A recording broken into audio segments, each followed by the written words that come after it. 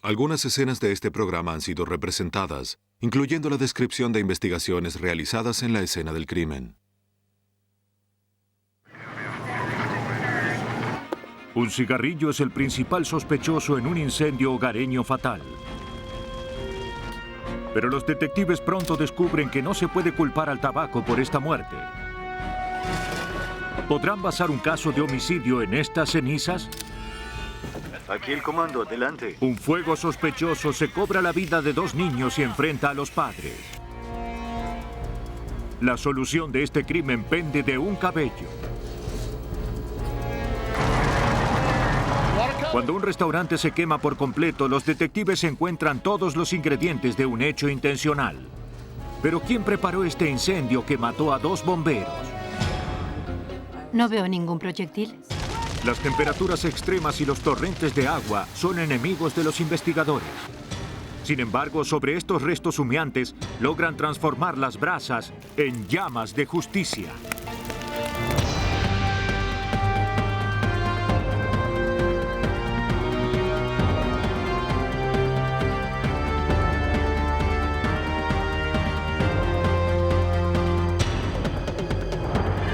Los nuevos detectives. Casos estudiados por la ciencia forense.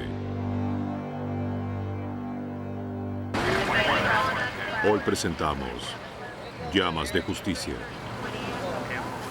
Aproximadamente a las 3 de la mañana del 19 de noviembre de 1994, los bomberos reciben un llamado desde el hogar de Wendy y Lance Wargo en Plymouth, Connecticut.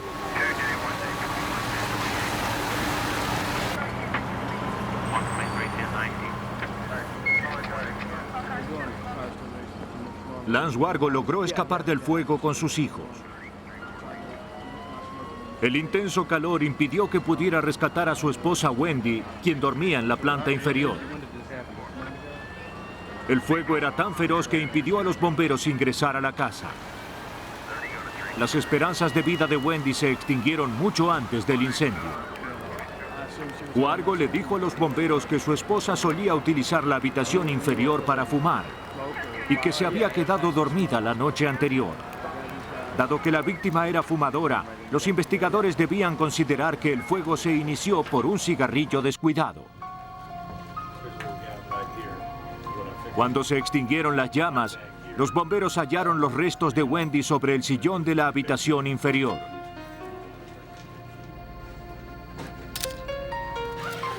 Se envió el cadáver a la oficina del examinador médico del estado. Miren esta zona aquí. Mientras tanto, los investigadores de Causa y Origen recorrían la escena. Aunque un cigarrillo aparente ser la causa del incendio, cuando hay muertes deben realizar una investigación completa. No había cortocircuitos ni pérdidas de gas. No había rastros de una entrada forzada ni nada sospechoso.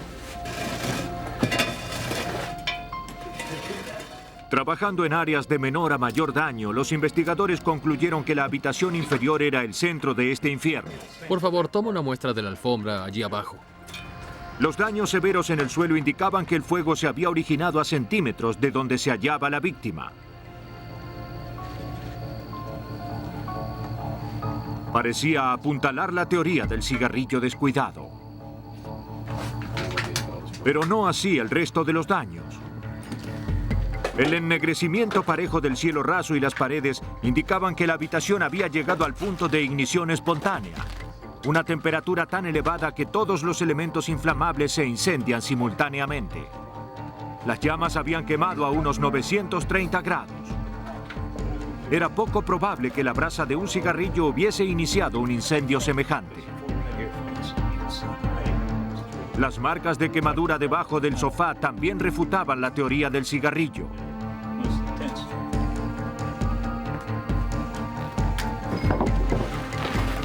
El mobiliario normalmente crea áreas protegidas, pero las marcas en este suelo no correspondían al lugar del sillón.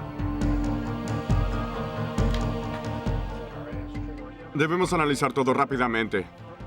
Nos vemos en el departamento. El investigador de Causa y Origen, Kevin McGurk, analizó los daños. El suelo de madera estaba quemado en una zona recta, con líneas bien demarcadas y hoyos quemados en forma vertical. A mi entender, solo pudo ser causado por el uso de algún acelerador líquido. Con la esperanza de hallar el acelerador, se tomaron muestras del suelo en diversas zonas de la casa y se enviaron al laboratorio forense.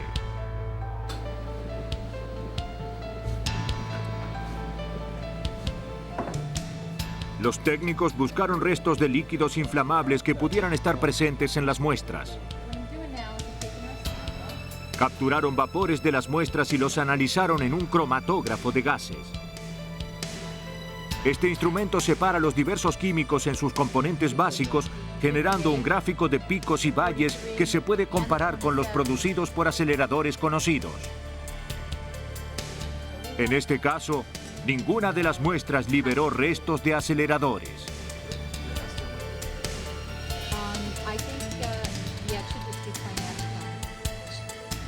No se pudo identificar ni una sola gota de residuo inflamable.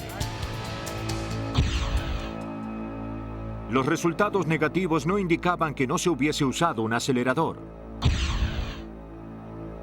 La ignición espontánea normalmente consume todo a su paso, especialmente los líquidos combustibles. Mientras los investigadores de incendios continuaban buscando evidencia, la examinadora médica analizó el cadáver. En Connecticut, deben efectuar una autopsia a todas las personas que mueran en forma accidental si no hubo un médico presente. Dado que el cuerpo estaba completamente quemado, se utilizaron los registros dentales para confirmar que se trataba de Wendy Wargo. Lo próximo era determinar la causa de la muerte. En las muertes asociadas con fuego, los médicos examinan con cuidado las vías respiratorias. Según Malka Shah, las víctimas del fuego aspiran humo y hollín. Lo que inhalas puede alojarse en la nariz, en la boca y llegar hasta los pulmones. En el caso de Wendy, no encontramos hollín presente, salvo unos pocos milímetros en su lengua. Los análisis de sangre también dieron resultados inesperados. Las víctimas del fuego suelen tener elevados niveles de monóxido de carbono en la sangre. Wargo apenas si tenía. La víctima no había respirado ni una bocanada de humo. Había una sola explicación. Antes de que comience el fuego, Wendy Wargo ya estaba muerta. ¿Y la escuela? Wendy, de 29 años y nacida en Plymouth, estuvo casada durante 9 años con Lance, un ingeniero químico. ¿Lograste anotar? Sus amigos y compañeros de trabajo la describieron como una madre devota, una persona cálida y generosa. ¿Cómo están? ¿Cómo está mi niño? ¿Está feliz? Descubrir cómo había muerto esta mujer requeriría un proceso de eliminación. Shah analizó la sangre de la víctima en busca de drogas, alcohol o veneno. Estudió los órganos internos. Buscó heridas en los huesos y cráneo. Pero no encontró nada fuera de lo normal. Eso no descartaba el homicidio. Dado que la piel y los tejidos superficiales se habían quemado, no había manera de determinar si había sido estrangulada o asfixiada. La muerte inexplicable y el incendio extraño eran señales de un crimen, pero no había pruebas ni esperanza de hallarlas. Las pruebas sutiles rara vez sobreviven al fuego. El detective John Buturla consideraba poco probable hallar el arma homicida en esa habitación calcinada. Durante un incendio, los bomberos están preocupados por una cantidad de objetivos, incluyendo ingresar y buscar víctimas que pueden rescatar. No tienen en cuenta que puede ser la escena de un crimen, así que vuelcan decenas de miles de litros de agua, introducen mangueras y personal y todo lo necesario para cumplir con su obligación. Todo indicaba que no había pruebas que hubiesen sobrevivido al fuego y al agua. Aunque los investigadores continuaban examinando los restos de la casa, si deseaban averiguar qué sucedió la noche del incendio, este caso requería de un trabajo de detectives a la antigua. La policía interrogó a los vecinos de los Wargo en la escena del incendio. Yo vivo enfrente, al otro lado de la calle. Ninguno de los vecinos aportó pistas acerca de quién podría haber querido matar a Wendy Wargo.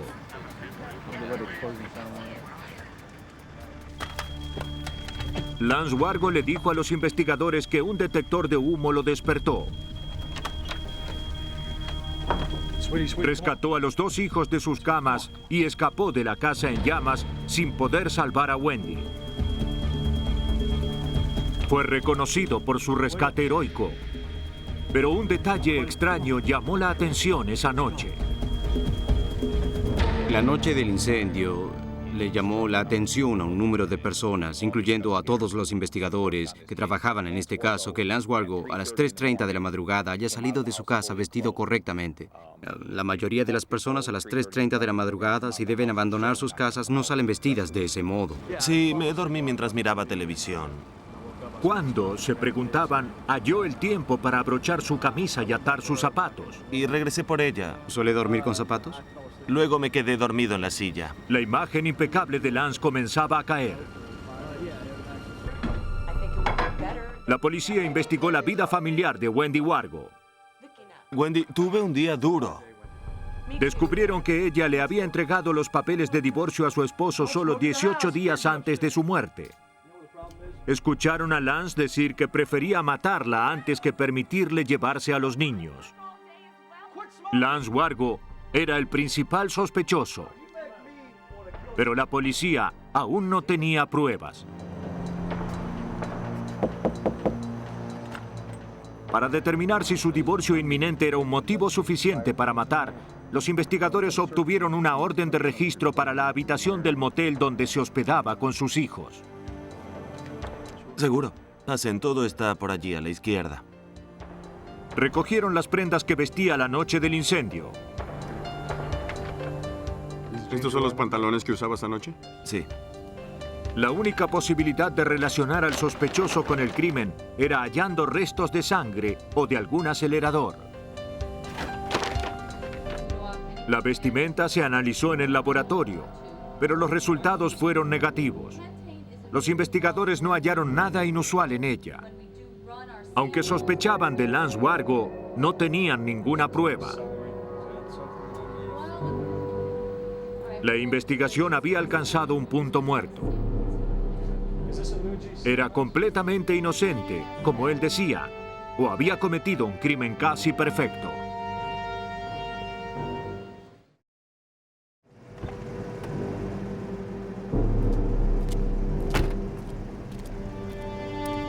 Semanas después del incendio, los investigadores liberaron la casa para que la compañía de seguros de Lance Wargo estimara los daños. Todo indicaba que Lance Wargo estaba a salvo y a punto de recibir una indemnización generosa. Entonces fue cuando los investigadores del seguro encontraron una libreta en la habitación de Wargo que había escapado a los demás investigadores.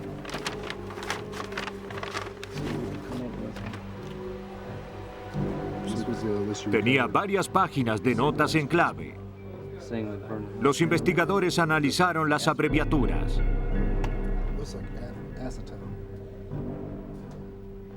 Six parecía indicar cigarrillos. Había referencias a cuerdas, guantes, máscara, ensayo. Era el libreto en taquigrafía de un asesinato. Entre las notas se hallaron las abreviaturas de diversos químicos del hogar que se pueden usar como aceleradores.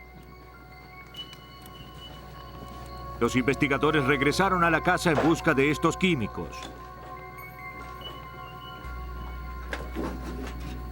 En la cochera de Wargo encontraron uno. Oh, sí. En la casa hallaron la botella fundida de otro.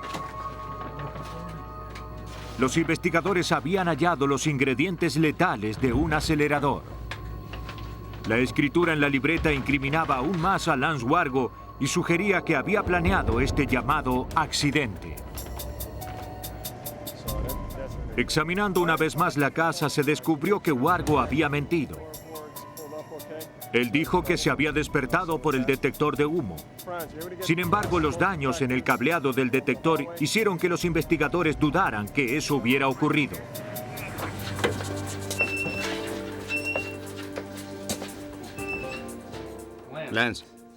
Lance Wargo fue arrestado y acusado de homicidio, incendio en primer grado, 2 cargos por arriesgar a menores y alterar evidencia física. Su fianza se fijó en $1 millón. Los detectives descubrieron que unos días antes del incendio, Wargo había participado en su trabajo de un seminario acerca de seguridad en caso de fuego. Aparentemente utilizó esos conocimientos junto con su experiencia como químico para planear y cubrir un asesinato.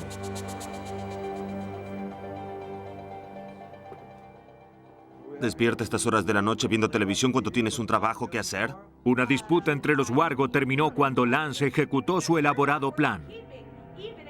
Primero, asfixió a su esposa. Luego, inició el fuego para ocultar su crimen.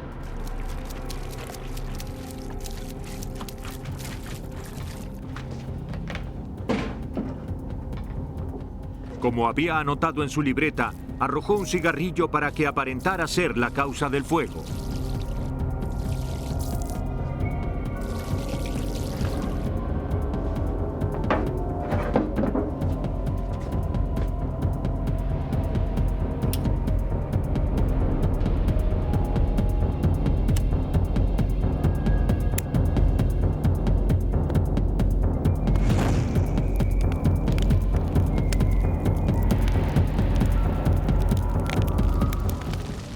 El esposo fue hallado culpable de 6 cargos en relación a la muerte de Wendy Wargo. Fue sentenciado a 50 años en prisión.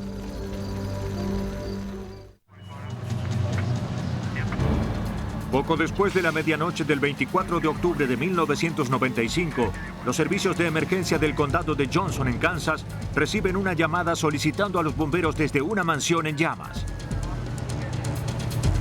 Su dueña, la doctora Deborah Green, y su hija de 10 años, Kate, han escapado del fuego. Pero los hermanos Tim, de 13 años, y Kelly, de 6 años, se encuentran atrapados.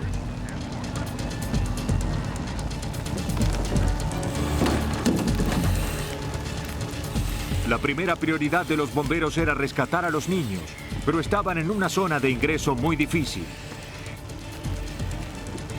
Las llamas cubrían la mitad de la casa, atravesando el techo y escapando por las ventanas de la segunda planta.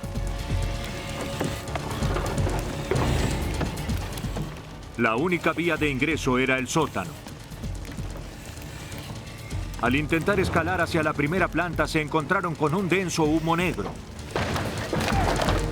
Al poco tiempo de recorrer el sótano, el techo comenzó a desplomarse. De permanecer allí, ellos también serían víctimas del incendio. El capitán Maurice Mott no tuvo más alternativa que retirar a sus hombres. Teníamos el fuego atravesando el techo y escapando por las ventanas de la primera y segunda planta de la residencia. Temíamos que toda la estructura colapsara. Mott y su equipo aceptaron que los niños no podían estar con vida.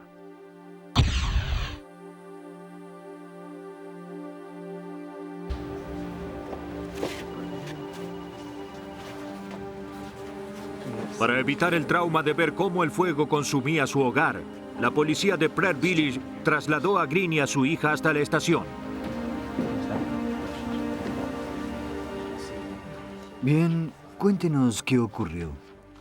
Fui allí y había mucho humo. Entonces Green le dijo a la policía que poco después de la medianoche se retiró a dormir en la habitación principal de la primera planta. Una alarma la despertó. Al abrir la puerta encontró el pasillo repleto de fuego y humo. Dijo que cerró la puerta y escapó hacia la terraza. Quédense en la habitación, llamaré a los bomberos. Escuchó a su hijo pidiendo ayuda por el intercomunicador, pero no podía llegar hasta él. Entonces sonó la alarma de incendio. Green le dijo que permaneciera en su habitación y aguardara el rescate. Era el detector de humo. Al igual que su madre, a Kate la despertó la alarma de incendio. Cuando vio el denso humo negro que avanzaba por el pasillo, decidió escapar por una ventana de la habitación. Trepó sobre el techo de la cochera y saltó hacia el parque. Su hermano y hermana nunca lograron salir de sus camas. A las 5 de la mañana, cuando lograron extinguir el fuego, los bomberos hallaron los cuerpos de Kelly y Tim. Los enviaron para la autopsia. ¿Por qué primero no tomamos unas fotografías? Los examinadores médicos determinaron que ambos habían muerto envenenados por monóxido de carbono al inhalar humo. El fuego que cobró sus vidas había sido muy veloz y de alta temperatura. Dentro de la primera hora, había consumido el techo y reducido el interior a restos calcinados. El motivo por el que ensamblamos un equipo... El tamaño de la casa, el alto grado de daños y las dos víctimas hacían que este caso escape a los recursos de la ciudad. En unos 560 metros cuadrados de la casa... Las autoridades de Pratt Village convocaron a un equipo de investigadores, policías y bomberos de condados en Kansas y Missouri. Los investigadores de causa y origen examinaron los restos de la casa. Los rastros en las paredes indicaban que había subido con gran velocidad. Analizaron y fotografiaron cada habitación en los 560 metros cuadrados de la mansión.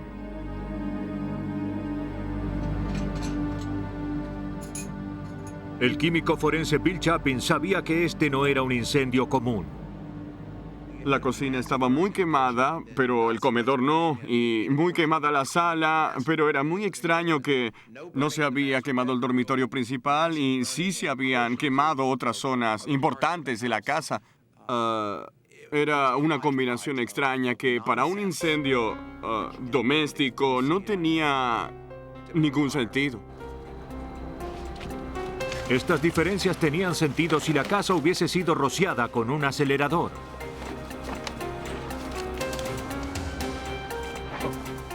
El daño y el flujo irregular del fuego sugerían que había sido intencional. Pero primero el equipo de tareas debía considerarlo un accidente.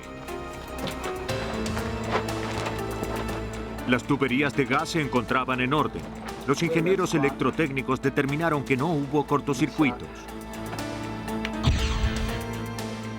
Mientras excavaban en los restos, los investigadores encontraron quemaduras que denominan piel de cocodrilo, profundas y con forma de escamas.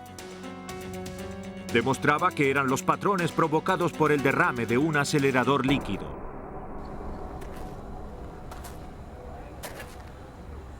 No debieron excavar mucho hasta llegar a la causa del fuego.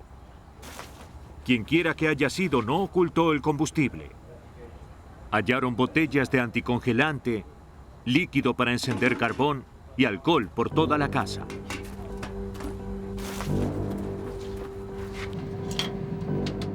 Se tomaron 48 muestras y se enviaron al laboratorio para ser analizadas. Los investigadores hallaron restos de líquido para encender carbón en muchos trozos de la alfombra. Si también se utilizó anticongelante y alcohol, ya no quedaban rastros. La presencia del acelerador probaba que fue intencional. Como se trataba de una familia adinerada, los investigadores se preguntaron si quisieron cubrir un robo con el fuego. Pero la entrada no había sido forzada. La alarma funcionaba correctamente. Las cerraduras estaban trabadas. El único daño en las puertas y ventanas había sido causado por los bomberos. Quien haya iniciado el fuego estaba en la casa o poseía una llave.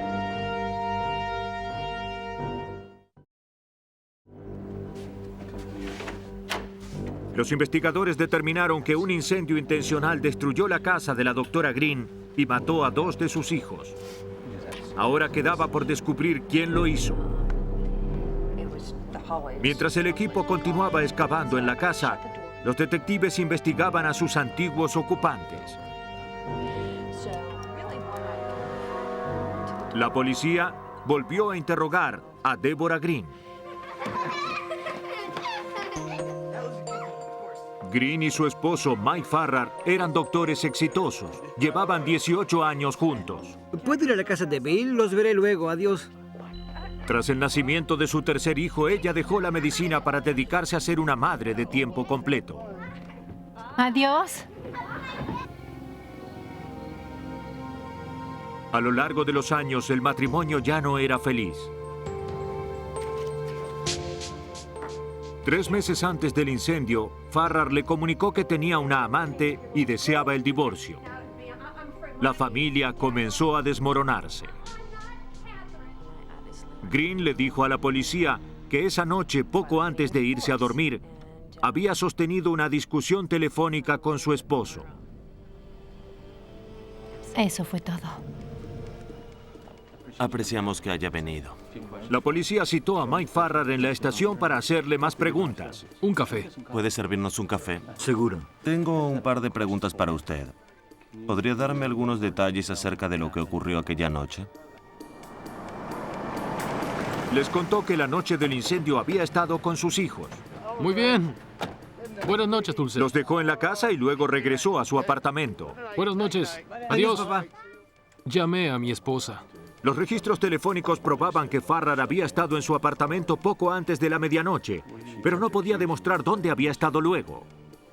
Le grité, luego ella me gritó. Rápidamente acusó a Green diciendo que ella era mentalmente inestable y capaz de iniciar un incendio. La policía lo dudaba. Su enojo con Deborah Green le daba un motivo. Las llaves de la casa le daban el medio, pero Deborah tenía los mismos motivos y los mismos medios.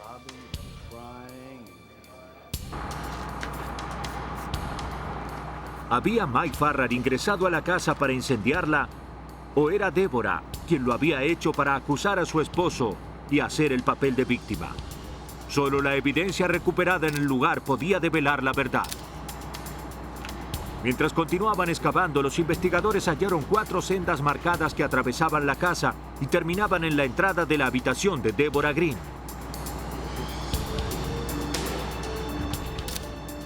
Deborah había dicho que su puerta estaba cerrada durante el incendio. Dijo que escapó por una puerta posterior cuando vio el humo. Pero los investigadores hallaron restos de líquido de encendedor en su alfombra. Y llamé a los bomberos. No solo los restos del acelerador conducían a su habitación, sino que las marcas de las quemaduras en su alfombra no pudieron hacerse con la puerta cerrada. ¿Y luego qué sucedió? Se incendió. Las pistas en la puerta sugerían que Deborah era culpable, pero no era un caso para nada sencillo. El equipo necesitaba más evidencia para determinar cuál de los esposos era culpable de iniciar el fuego que mató a los niños.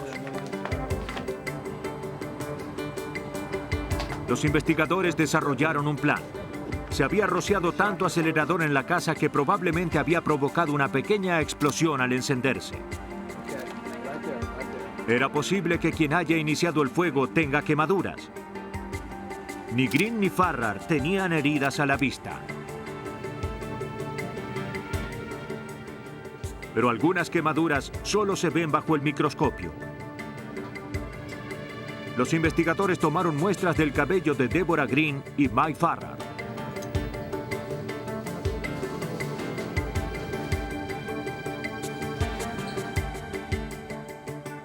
Bajo el microscopio, el cabello de Mike Farrar no mostraba rastros de quemaduras. Sin embargo, el cabello de Green se hallaba muy chamuscado. Chapin realizó varias pruebas para descartar otros orígenes de las quemaduras. Hicimos algunas pruebas para determinar a qué temperatura el cabello se chamuscaría del modo en que se encontraba el de ella. Intentamos calentar el cabello y...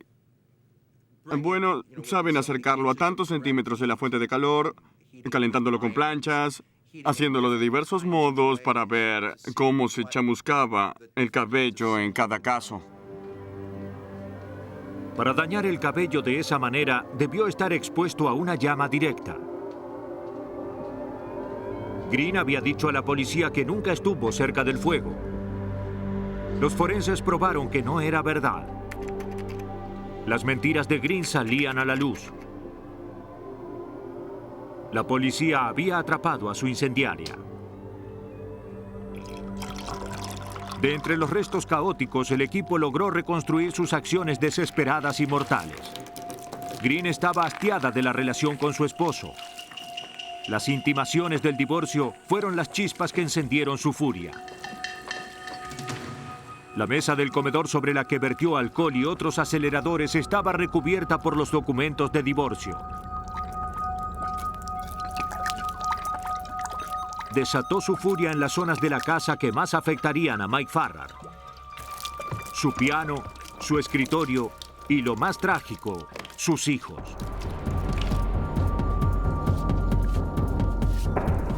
Al rociar el pasillo de la planta alta, les había cerrado intencionalmente toda vía de escape.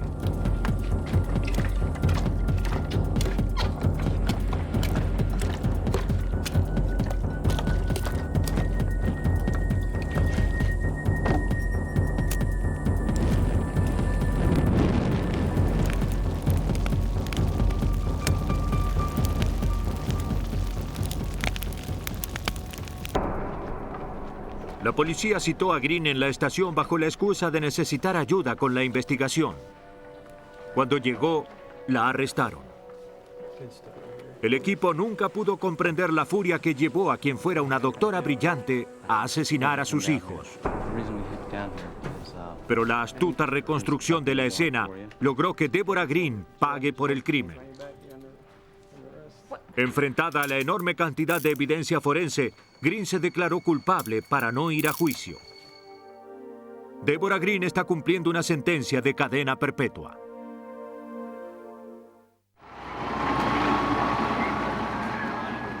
...22 de septiembre de 1991... Poco después de la medianoche, un conductor en Nueva Esmirna, Florida, observa humo que proviene de un restaurante y llama a los bomberos.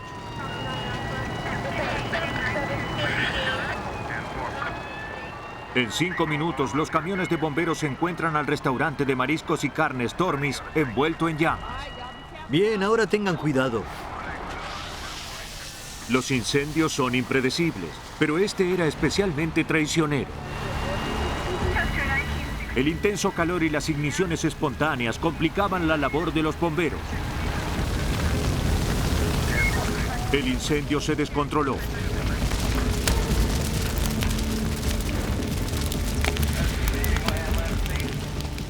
El humo negro y penetrante cubrió el edificio. Pronto rodeó y desorientó a un grupo de bomberos experimentados que intentaban hallar el origen del fuego. Tenemos a 2 aquí en el interior. Alejados de sus compañeros, 2 bomberos buscan en vano una salida de ese infierno. ¡Otro bombero caído! Los recibo. Ahora hay 2 bomberos caídos. 2 bomberos caídos. Tengo una salida por aquí. Se les acabó el aire y murieron.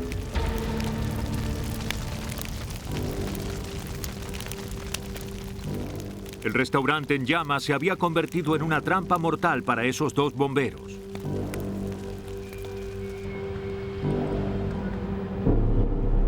A la mañana siguiente, los investigadores se dirigieron al lugar para determinar qué había sucedido. El capitán de la policía de los bomberos de Florida, Ron McCardle, encontró un patrón muy peculiar.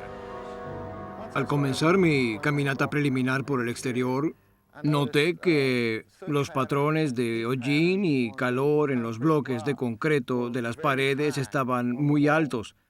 Esto me indicó que hubo un fuego muy caliente a cierta altura en el interior. Los incendios normalmente comienzan en la parte inferior y luego se elevan. Las huellas le indicaban a McCardle que este no era el caso. Todo el tejado se había quemado, con menor daño por debajo.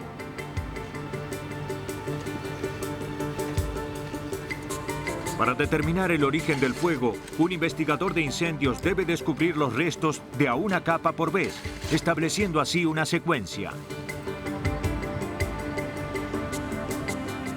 A medida que el fuego avanza, los restos encendidos del cielo raso y techado caen hacia el suelo.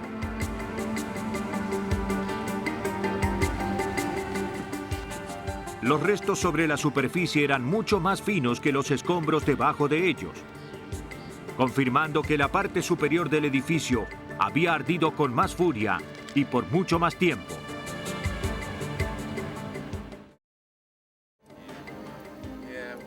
El propietario del restaurante Stormy's desde hacía 3 años era un hombre llamado Beef Ater. Trabajaba especialmente durante el verano. La tragedia ocurrió sobre el final de la temporada. Bien, ahora recorramos esto. Cuando Ater estuvo en el restaurante esa noche, todo parecía normal. ¿Te gusta? Concluyó sus negocios y luego partió con su novia hacia una reunión.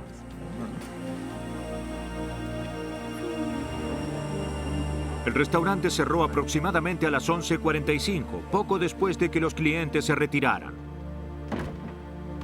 ¿Lista para partir? La madre de Ater cerró la puerta.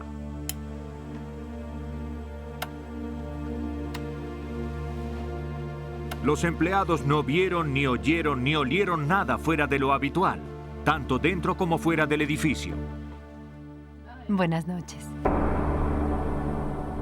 15 minutos más tarde, las llamas devoraban el restaurante.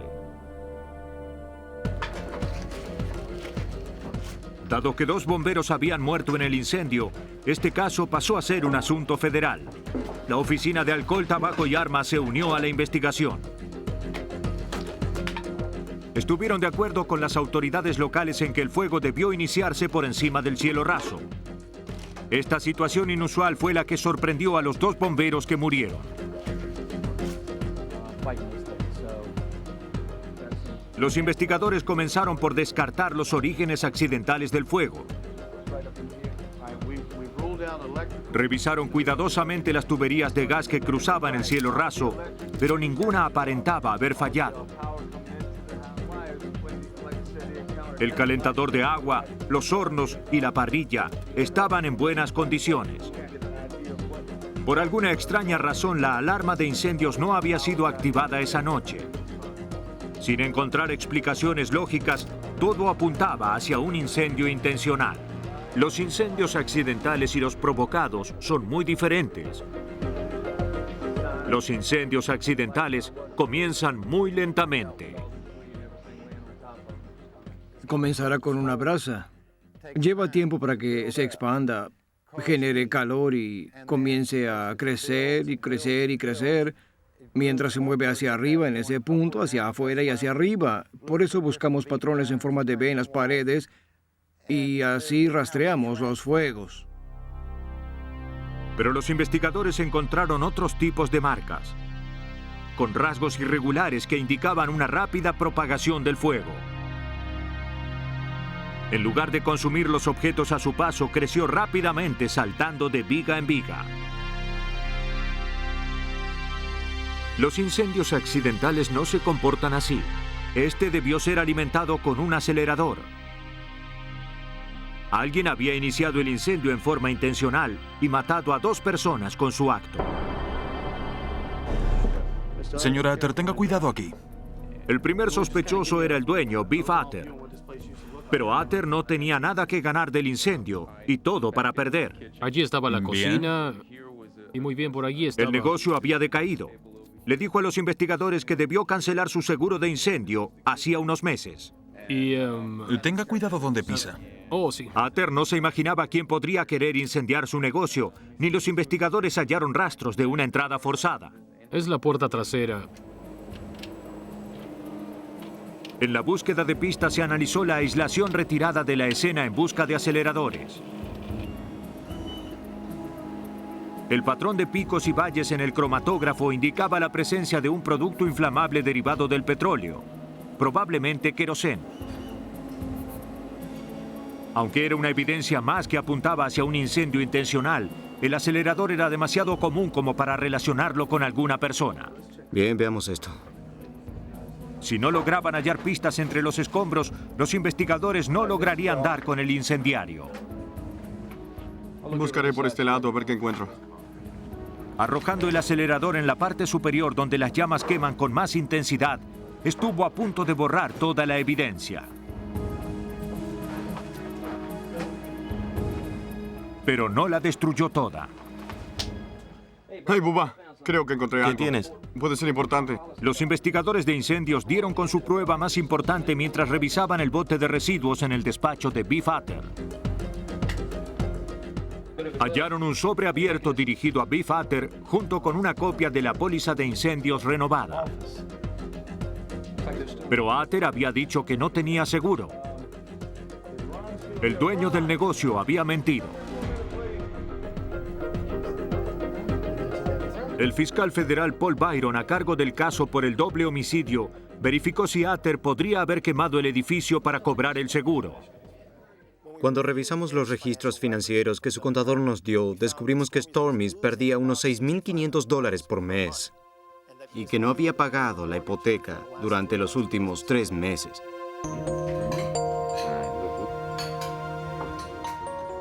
Aunque Hatter vivía cómodamente, no había pagado sus cuentas por varios meses. Los empleados no cobraban sus salarios con regularidad. No. Los proveedores solo le vendían contrapagos en efectivo. Deberé renunciar. No, por favor, Debo ahora buscarme otro trabajo. La propietaria de la hipoteca planeaba recuperar el edificio. No puedo. La policía entrevistó a la dueña del edificio.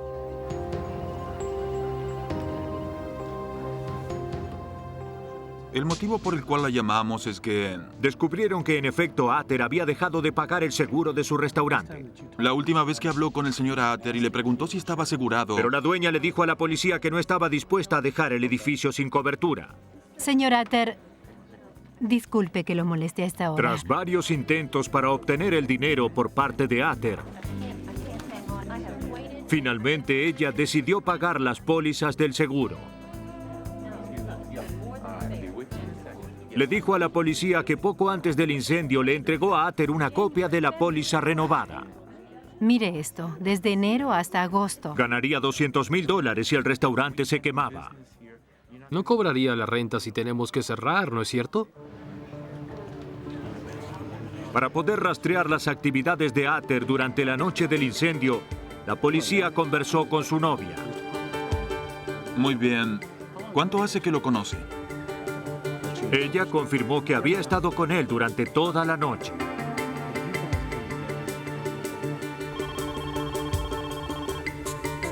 Incluso había documentación que lo probaba, ya que la llamada de la policía para informar a Hatter que su negocio se incendiaba estaba grabada.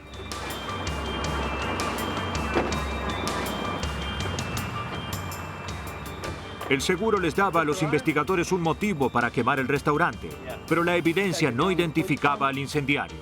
Señor Hatter, tenemos una orden para arrestarlo. Arrestaron a Beef Hatter el 23 de junio de 1994. Incendio y fraude. Por favor, acompañe a este oficial. Antes del juicio, los investigadores hablaron con su compañero de celda. Esperaban que haya revelado algo.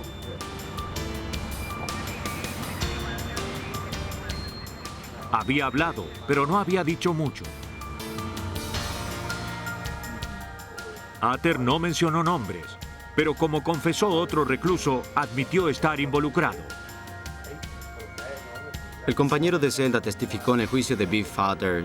Dijo que nunca colaboraría con el gobierno, nunca les diría quién inició el incendio, que atacaría la evidencia forense, ya que eso era todo lo que teníamos. Resultó que la evidencia forense fue más que suficiente para armar el caso. Los fiscales creían que Hatter le había pagado a un incendiario profesional para quemar Stormis y así cobrar los $200,000 del seguro. Hatter dejó la alarma de incendios desconectada esa noche y estableció una buena coartada con su novia.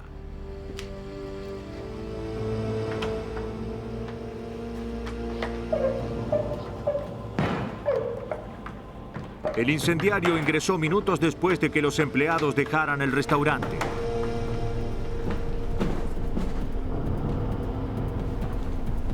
Introduciendo el acelerador en el cielo raso, esperaba producir un incendio tan feroz y violento que todas las huellas de su crimen se quemarían.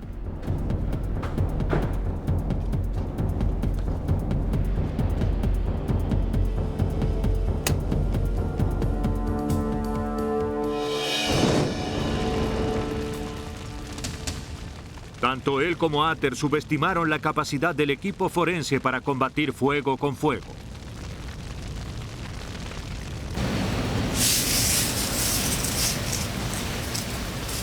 Un jurado encontró a Ater culpable de conspiración, incendio y utilizar el fuego para cometer una felonía federal. Se negó a identificar al incendiario. Ater fue sentenciado a 15 años en una prisión federal. Su cómplice puede aún estar provocando incendios.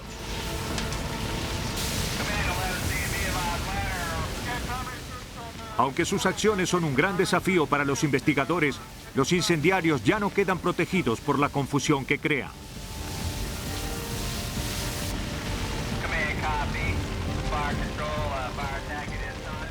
Utilizando las últimas técnicas forenses, los investigadores han revertido el peso de la prueba para estos criminales, combatiendo estos feroces incendios con llamas de justicia.